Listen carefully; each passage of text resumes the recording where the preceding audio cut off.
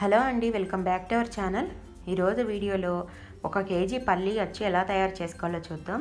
చాలా ఈజీగా చేసుకోవచ్చు. మనం బయట షాప్లో కొనుక్కుంటాం కదా, దానికంటే కూడా చాలా బాగా రుచిగా ఉంటుంది. మరైతే వీడియోని ఎక్కడా కూడా స్కిప్ చేయకుండా పూర్తిగా చివరి వరకు చూడండి. అంతకంటే ముందుగా మన ఛానల్ ఎవరైతే సబ్స్క్రైబ్ చేసుకోకుండా చూస్తున్నారో తప్పకుండా సబ్స్క్రైబ్ చేసుకోండి. ఫస్ట్ మనం పల్లీలు వేయించుకోవాలండి. నేను 1 కేజీ పల్లీలు తీసుకున్నాను. ఈ పల్లీలు ఎక్కువ క్వాంటిటీలో ఉన్నాయి కాబట్టి మనం గిన్నెలో వేయించుకునేటప్పుడు అడుగున మందంగా ఉండే గిన్నె తీసుకోవాలి. అడుగున బాగా మందంగా ఉందంటే పల్లీలు చక్కగా దోరగా ఈవెన్గా వేగుతాయండి. పల్లీలు సరిగ్గా వేగకపోతే పాకంలో వేసిన తర్వాత మెత్తబడిపోయి పాకం అచ్చు అనేది అంత రుచిగా కుదరదు.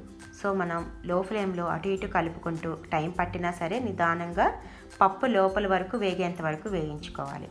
మనకి పప్పులు బాగా వేగాక మంచి సువాసన అనేది వస్తుంది. అలాంటప్పుడు స్టవ్ ఆపేసుకొని పూర్తిగా చల్లారిన తర్వాత ఈ పొట్టంతా కూడా తీసేసుకోవాలి. ఈ విధంగా పొట్టు తీసి పక్కన పెట్టుకోవాలి. ఇప్పుడు మనం బెల్లం తురుముకోవాలండి. 1 కేజీ పల్లీలకి 3/4 కేజీ అనేది కరెక్ట్ కొలత. కానీ కొంతమందికి స్వీట్ అనేది ఎక్కువగా ఇష్టపడతారు కాబట్టి అలాంటి వాళ్ళు కేజీ వరకు వేసుకోవచ్చు. తర్వాత మనం ఈ పాకం వచ్చి దేంట్లోకి అయితే వేసుకుంటామో ఆ పళ్ళెంలోకి నెయ్యి కానీ నూనె కానీ రెండిట్లో ఏదో ఒకటి అప్లై చేసుకొని రెడీగా పెట్టుకోవాలి.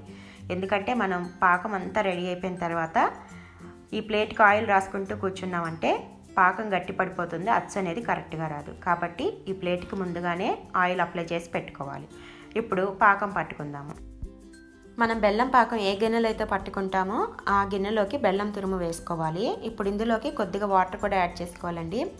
మనం టీ గ్లాస్ తీసుకున్నాం అనుకోండి, దాంట్లో 1/4 వంతు వేసుకుంటే సరిపోతుంది. జస్ట్ మనం ఈ బెల్లం కరగడానికి మాత్రమే వాటర్ వేసుకుంటున్నాము. ఇప్పుడు బెల్లం పూర్తిగా కరిగేంత వరకు కలుపుకుంటూనే ఉండాలి. నేను తీసుకున్న బెల్లం క్వాలిటీగా బాగుందండి. దాంట్లో డస్ట్ కానీ నలకలు కానీ ఏమీ లేవు కాబట్టి నేను వడగట్టుకోవట్లేదు.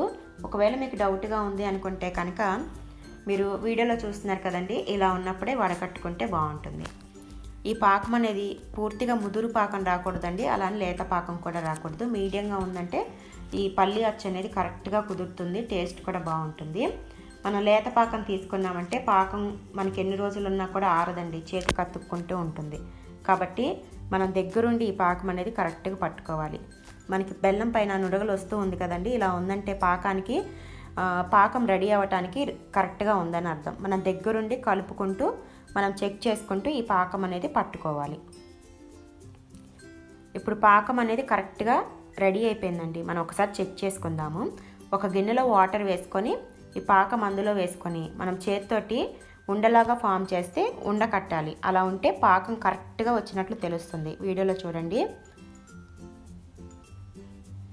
ఈ విధంగా మనకి ఉండలాగా ఫామ్ అవ్వాలన్నమాట. ఇలా ఉంటే పల్లి అచ్చు అనేది బాగా కుదురుతుందండి. ఇప్పుడు మనకి పాకం అయితే రెడీ అయిపోయింది కాబట్టి ఇప్పుడు ముందుగా మనం వేయించుకున్న పల్లీలన్నీ కూడా ఇందులోకి వేసేసుకోవాలి.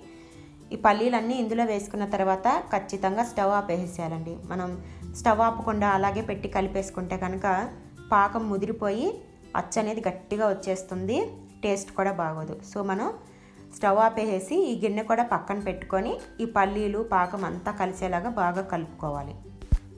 పాకం చూడండి, నేను కలుపుతుంటేనే గట్టి పడిపోతుంది, గరిటె కూడా తిరగడం లేదు. కాబట్టి మనం లేట్ చేయకుండా ఎమ్మటే కలిపేసుకొని మనం ముందుగానే రెడీగా పెట్టుకోవాలని చెప్పాను కదా, ఆయిల్ అప్లై చేసుకున్న ప్లేటు దాంట్లోకి ఈ పాకం అంతా కూడా వేసుకోవాలి. పాకం మొత్తం ఇందులోకి వేసుకున్న తర్వాత మనం గరిటెతోటి పల్చగా స్ప్రెడ్ చేసుకోవాలి. ఈ విధంగా స్ప్రెడ్ చేసుకొని కనీసం 5 to 6 అవర్స్ అయినా సరే ఆరబెట్టుకోవాలండి. లేదంటే మనకి అచ్చు అనేది విరిగిపోతుంది. కాబట్టి పూర్తిగా ఆరిన తర్వాతనే మనం ఈ ప్లేట్ నుంచి ఈ అచ్చు రిమూవ్ చేసుకోవాలి. నేను 6 అవర్స్ వరకు ఆరబెట్టానండి. ఇప్పుడు అచ్చు బయటికి రిమూవ్ చేసి చూపిస్తాను. ప్లేట్ని రివర్స్ చేస్తే ఈజీగా అచ్చు అనేది బయటికి వచ్చేస్తుందండి. పాకం అయితే కరెక్ట్గా కుదిరిందండి. చూడండి, మనకి ఎక్కడ కూడా బ్రేక్ అవ్వలేదు, చాలా బాగా కుదిరింది పాకం. టేస్ట్ కూడా చాలా బాగుంటుంది. మీరు కూడా ఇంట్లోనే చేసుకోండి, ఎందుకంటే బయట షాప్లో కంటే కూడా ఇది టేస్ట్ అనేది చాలా బాగుంటుంది. మరి ఈ పల్లి అచ్చు రెసిపీ మీకు ఎలా అనిపించిందో కామెంట్ మటుకు చేయండి. వీడియోని లైక్ కూడా చేయండి. మరిన్ని మంచి వీడియోస్ కోసం మా ఛానల్ని తప్పకుండా సబ్స్క్రైబ్ చేసుకోండి. Thank you.